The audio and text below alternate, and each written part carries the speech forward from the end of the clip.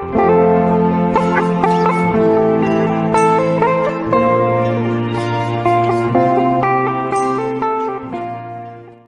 kopi hitam bisa kurangi sesak napas, benarkah? Sesak napas akibat asma disebut-sebut bisa dikurangi dengan minum kopi hitam. Berikut faktanya menurut medis. Kafein merupakan kandungan zat di dalam kopi hitam yang memiliki efek nyaris menyerupai teofilin, yaitu sejenis obat bronkodilator. Teofilin bekerja dengan melebarkan saluran pernapasan dan membuat rileks otot-otot paru. Obat tersebut biasa digunakan untuk meredakan gejala asma, seperti mengi, batuk dan sesak napas.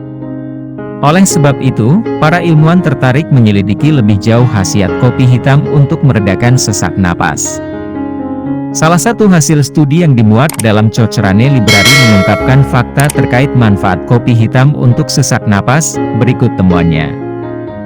Kopi hitam untuk mengatasi sesak napas. Penelitian dilakukan dengan memeriksa secara cermat dan hati-hati semua uji klinis berkualitas tinggi soal dampak kafein terhadap asma. Hasil studi mengungkapkan bahwa kadar kecil kafein di dalam kopi hitam dapat meningkatkan fungsi paru-paru selama 4 jam.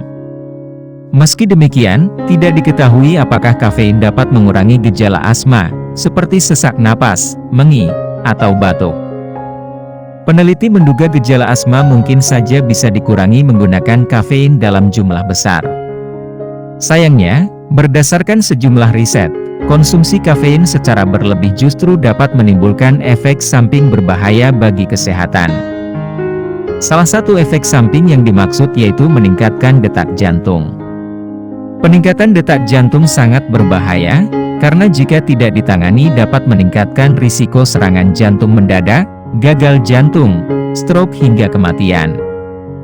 Karena itu, peneliti menyimpulkan dibutuhkan penelitian lanjutan soal takaran maupun manfaat kopi hitam untuk mengurangi sesak napas.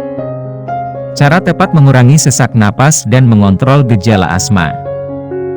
Senada dengan temuan tersebut, Dr. Supriyani Timurtini Limbong mengungkapkan bahwa kopi tidak bisa digunakan untuk mengurangi gejala sesak napas. Kondisi kesulitan bernapas menurut Dr. Supri, justru harus diatasi berdasarkan penyebabnya. Contohnya sesak napas karena alergi, infeksi paru, masalah jantung atau penyakit ginjal. Jadi kalau pasien sesak napas, harus diperiksa oleh dokter. Lalu nanti diketahui penyebabnya, kemudian diatasi sesuai penyebab tersebut, jelas Dr. Supri. Pada pasien asma, gejala sesak napas dapat dikontrol dengan melakukan manajemen asma yang tepat. Pertama, yaitu dengan mencatat waktu munculnya gejala asma. Dengan begitu, penderita asma dapat menyesuaikan waktu pengobatan guna mengurangi gejala gangguan pernapasan tersebut. Langkah selanjutnya yaitu dengan mencatat hasil tes pernapasan secara disiplin. Aktivitas ini dapat dilakukan menggunakan peak flow meter maupun spirometer. Peak flow meter membantu pengidap asma mengetahui seberapa cepat udara dikeluarkan dari paru. Sementara spirometer membantu mengukur jumlah udara yang dapat ditampung paru-paru dan seberapa banyak udara yang dapat diembuskan dalam 1 detik, usai menarik napas dalam-dalam. Terakhir dan yang terpenting adalah berkonsultasi dengan dokter secara disiplin. Konsultasi rutin membantu pengidap asma melaporkan perkembangan kondisinya, sehingga dokter dapat menyesuaikan pengobatan asma yang tepat bagi pasien.